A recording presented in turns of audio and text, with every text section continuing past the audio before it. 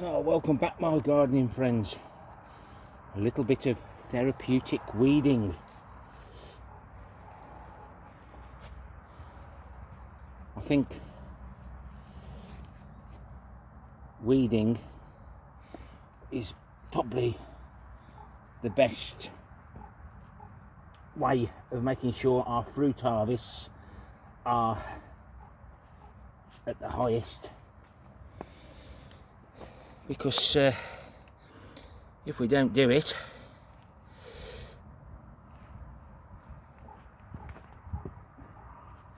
it will smother our plants.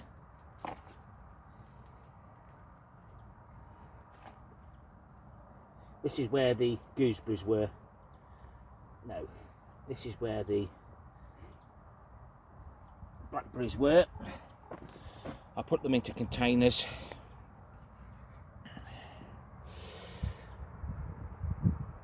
with their acacia compost, and then they still didn't grow properly. But we've been in here, the fruit cage. This has been on my plot since I first started in 2013. I started videoing in 2014, and some of these bushes we begged, borrowed, took cuttings, etc. Some of these now will need replacing in the future. I'll be popping some white currants here, but let's get the rest of this weeded. Just a little bit of pause and record.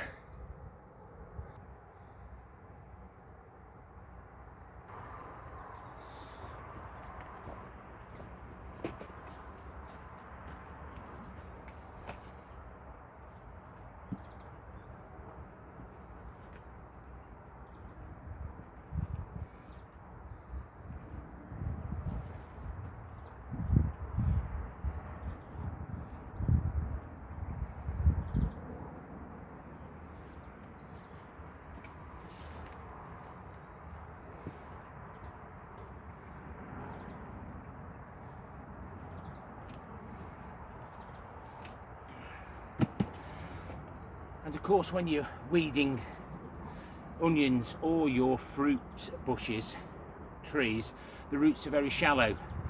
So I always use my fingers. We don't want to disturb the roots too much. And the addition of the log ashes, and of course it's got biochar in it as well, we'll just give them a boost. And probably 2-3 weeks time, I'll be adding some of the liquid manure that's got the carbon in from those carbon filters. Always seems to work well for me.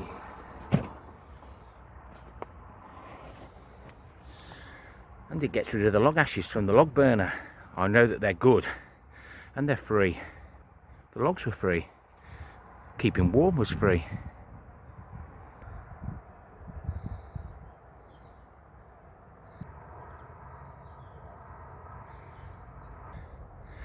That looks pretty now, but as you can see, there's a lot of weeds there. What I need to do is take the slabs up, dig some soil out, and put a thicker layer of mulch. That way the weeds come out a lot easier. And then I'll look forward to doing that section, he says.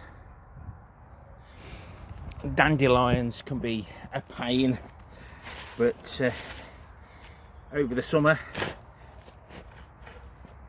I'll just keep nipping them off, and then this time of the year I'll just stick the spade in.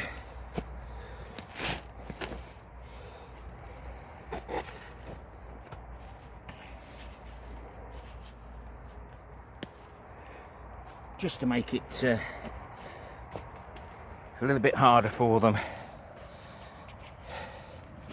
And getting your gloves off when it's cold, that's not always the easiest.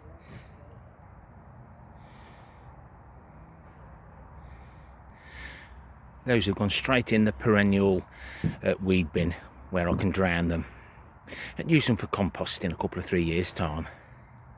So over the last 3 years I've been pruning these so they go uphill, not sideways, so that I can get what I can. Seems to be working, and even though I've been round, I still miss some of the branches that we don't really want.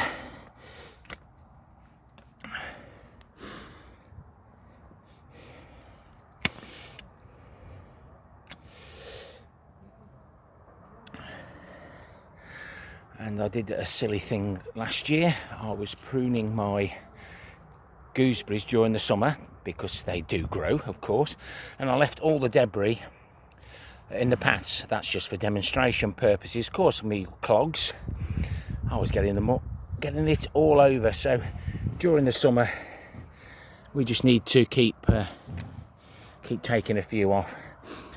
They're not going to do nothing. I can stretch some of these up and hang them over like these, and as they grow in the summer, we can just bring them back round behind the strops, and then eventually they'll be in there. Better to do it while they're still soft. That blueberry bush is coming out. The other three I left out on the allotment share site and they all disappeared, so no doubt that one will too. I always label them so people know what they're taking. Let's get rid of that one. Try and cut it on a upward bud, but no doubt I'll find more as we go. But it's nice to be able to walk down here in the summer and harvest the fruit nicely. The time's getting on now, but I've been busy this morning just after first light. So that's all I've pruned off this year. I'll wait till our green bin has been emptied. I'll bring it up and I'll snip it up into small pieces. That can be composted.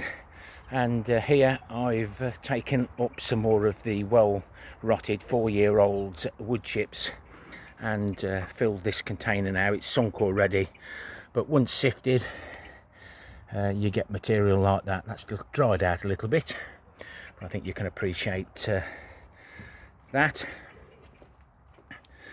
I've opened up the cocoa koi bin. I want to top that up with this cocoa koi that we found, I think September time. It was all stacked here.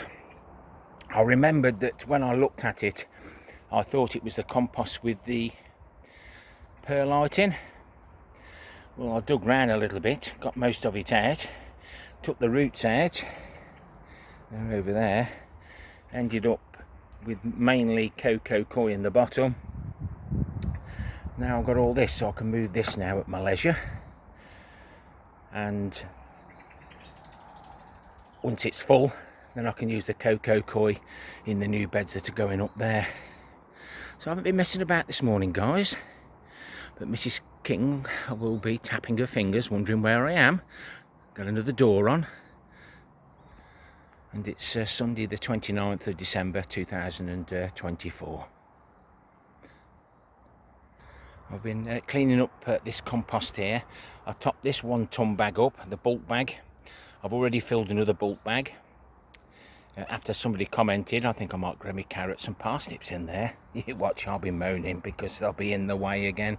But anyway, so up to yet, we've got 960 litres.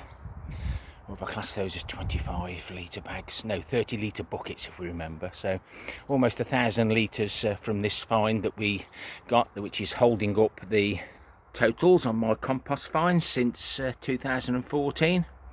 As you can see, October 2024 there. Still waiting for that figure. Then I can add up the 300 for November, the 1,200 for December, and then that other extra 500 litres just before Christmas. And it'll keep our total going higher and higher. And I've still got 3 more bags to put into there, and that gives us then the grand total of 25 bulk bags collected this year. And then we can sort out what's in there, but that's what you get after 2 or 3 years. Some lovely leaf mould, well worth doing. And if I can give inspiration for anybody out there who's maybe put on a few pounds or kilos to get out there and just do a little bit like I am, do a little bit here and then do lots at home. But moving those outdoors gets a little bit of a sweat on. But if you've liked the content, please give me a thumbs up or a thumbs down for the interaction. Why not consider subscribing?